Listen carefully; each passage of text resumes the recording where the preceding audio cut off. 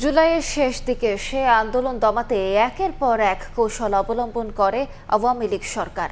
গত বছরের এই দিনে কারফিউয়ের মধ্যে সারা দেশে অব্যাহত ছিল চিরুনি অভিযান। সমন্বয়ক, বিরোধী মতের রাজনৈতিক দলের নেতা কাউকেই ছাড় দেয়া হচ্ছিল না।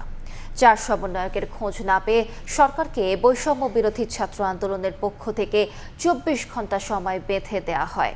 অন্যদিকে সরকারের তরফ থেকে আন্দোলনকে রাজনৈতিক রং দেওয়ার চেষ্টাও চলছিল নিরবচ্ছিন্নভাবে। কি ঘটেছিল রক্তিম জুলাইয়ের 22 তারিখ? বিস্তারিত থাকছে নাজমুস সালেহের প্রতিবেদনে।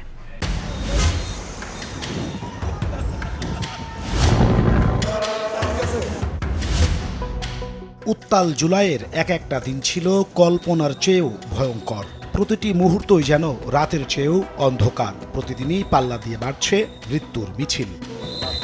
জুলাইয়ের 22 তারিখ তৃতীয় দিনের মতো দেশ জুড়ে চলছিল কারফিউ। সেদিন তড়িঘড়ি করে কোটা সংস্কার করে আদালতের নির্দেশ অনুযায়ী তৈরি করা প্রজ্ঞাপন অনুমোদন দেয় শেখ হাসিনা। বৈষম্য বিরোধী ছাত্র আন্দোলনের নেতারা বলছেন, আন্দোলন দমনের কৌশল হিসেবে প্রজ্ঞাপনকে ঢাল হিসেবে ব্যবহার করে স্বৈরাচার সরকার। তখন শুধু আন্দোলন কোটার মধ্যে সীমাবদ্ধ ছিল না, জনতার প্রত্যাশা অনুযায়ী আন্দোলন চালানোর সিদ্ধান্ত নেন তারা। ওই সময় তো কোটা আন্দোলন বা কোটার যে দাবি সেইটা প্রধান দাবি না, তখন সেইটা তো হয়ে গিয়েছিল যে শেখ হাসিনাকে ক্ষমা চাইতে হবে এবং শেখ হাসিনার মন্ত্রীদের পদত্যাগ করতে হবে। আমরা কোটা সংস্কারের সুরাহানা আপনি করলেন, বাট নদেবা সুরাহাটাকে গুলির বিচারটাকে, দ্যাটস ওয়াই আন্দোলনটা হচ্ছে আপনাকে সামনের দিকে অগ্রসর হয়। 22 জুলাই আরও 13 জন নিহতের খোঁজ পাওয়া যায়। সব মিলিয়ে 6 দিনে নিহত হন 187 জন।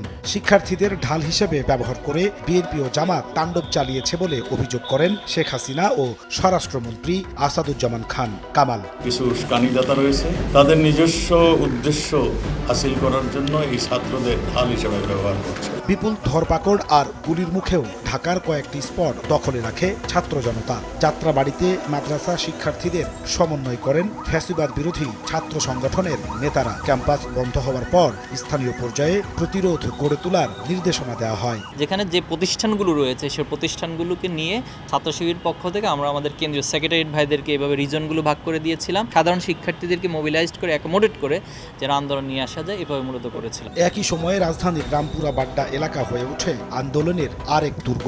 সেখানে ছাত্র জনতার আন্দোলন সমন্বয় সম্পর্কে জানাচ্ছিলেন জাতীয়তাবাদী ছাত্র দলের সাধারণ সম্পাদক নাসির উদ্দিন নাসির। আমরা 22 তারিখে সিদ্ধান্ত নিয়েছি যে আমাদের নেতাকর্মীরা যে যে অঞ্চলে থাকুক না কেন এখন আনুষ্ঠানিকভাবে 4টা স্পটে ভাগ হয়ে আন্দোলন করবে।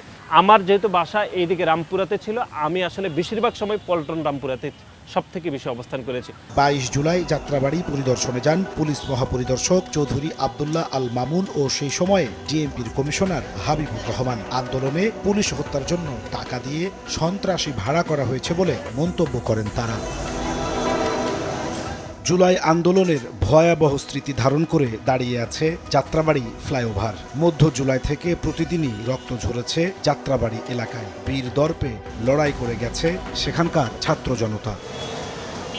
যাত্রাবাড়ি ফ্লাইওভারের নিচে বিশাল এলাকা জুড়ে অসংখ্য শহীদের স্মৃতিফলক সাক্ষ্য দিচ্ছে কতটা ভয়ঙ্কর ছিল উত্তাল জুলাইয়ের প্রতিটি দিন। অভ্যুত্থানের প্রতিটি পাতায় রক্তাক্ষরে লেখা থাকবে আন্দোলনের দুর্ভেদ্য ঘাঁটি যাত্রাবাড়ির নাম। নাজমুস সালেহী, সময় সংবাদ, ঢাকা।